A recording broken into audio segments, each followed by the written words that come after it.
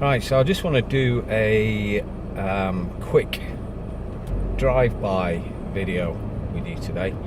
I want to have a quick chat with you and tell you all about the regulators for the banking and finance industry, which are the FCA, otherwise known as the Financial Conduct Authority. They're the lifeguards of the banking and finance industry for us consumers.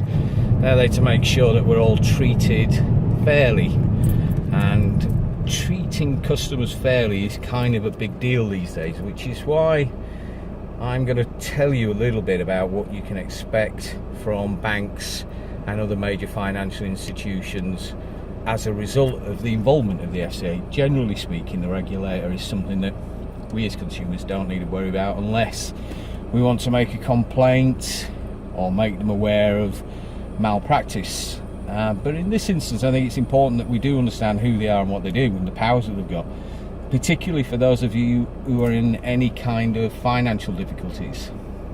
If you've been pursued for debt, for example, so if you've got a credit card or personal loan, hire purchase agreement, anything that would be regulated by a consumer credit agreement, which is basically anything that you pay back on interest charges and even interest free over an extended period, being anything over 3 payments.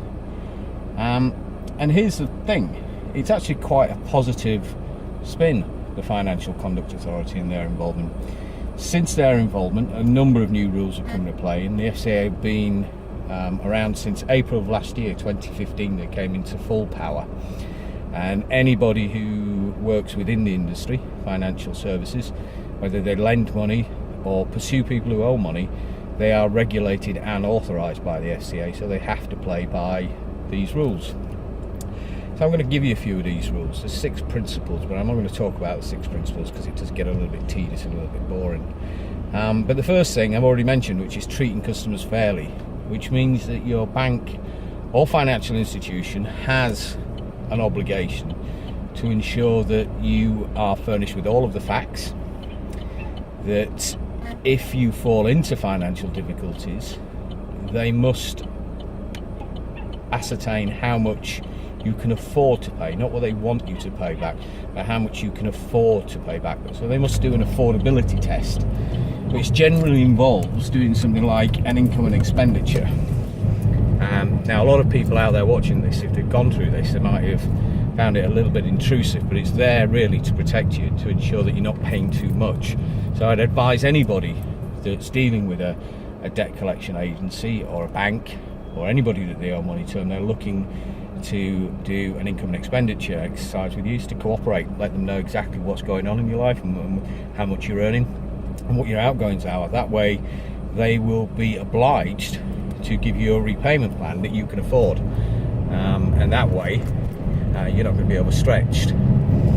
Also, if you're suffering extreme financial difficulties, if you're unemployed and you have no income, or your income is far less than your outgoings, they're obliged to give you something called breathing space, which means they have to give you a minimum, this is a minimum of 30 days, in which time you're expected to go out and seek independent, preferably free financial advice.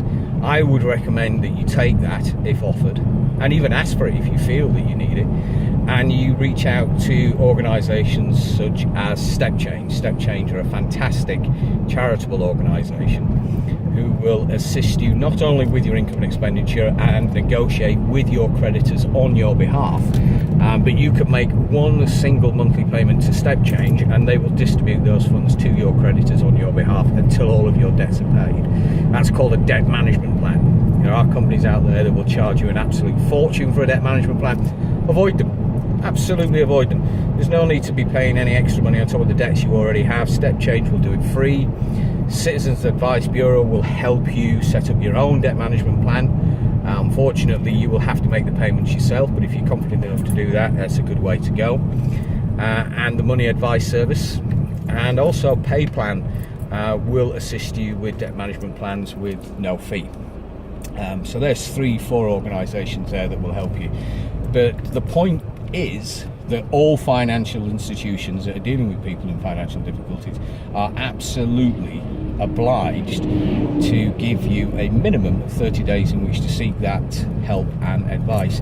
A lot of banks these days will give you far more time if needed. For example, if you're a vulnerable customer and you're ill, gravely ill, or you're having to take time off work due to illnesses, they will normally, if they're appraised of the situation, give you as much time as you need.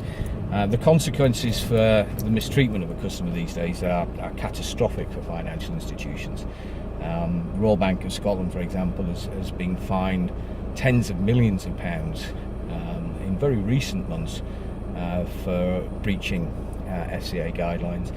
And I'm guessing you've all seen in the news the various different stories in and around payday loan companies, some of which have now gone out of business because they're unable to keep to the rules.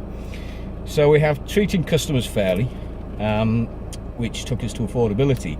There's another thing in and around TCF which is important for you to understand. If you're dealing with a financial institution for the first time, they're equally obliged to ensure that you can afford the product that you're looking to purchase, and you do purchase financial products. Always bear that in mind. You are still a customer. A financial product isn't a favour. When somebody gives you a loan, they're not doing you a solid. They're selling you a product with a price tag, usually an interest rate which is attached to it. So you are a customer, and as a customer, your supplier, the bank, building society, credit card company, are obliged to ensure that A, you can afford the product that they're looking to sell you, and B, that you have been furnished with all of the facts, and all of the facts, the pertinent facts, are what that product's going to cost you.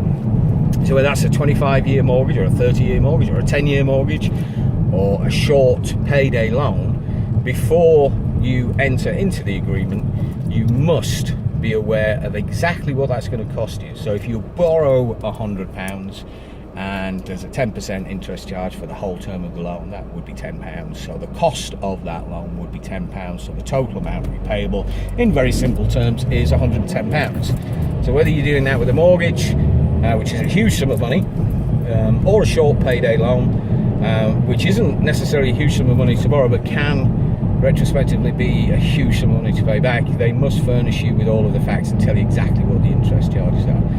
And that's what the FCA are there to do. They're there to ensure that these rules are followed. They're a very, very important and extremely powerful organisation.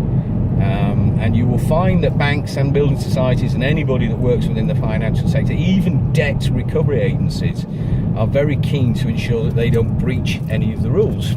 So when you're dealing with them, if you're feeling unsure about the information you've been given, challenge them. Ask them, is this in keeping with the guidelines as laid out by the FCA? Is this treating me fairly? Are you treating me as a customer fairly?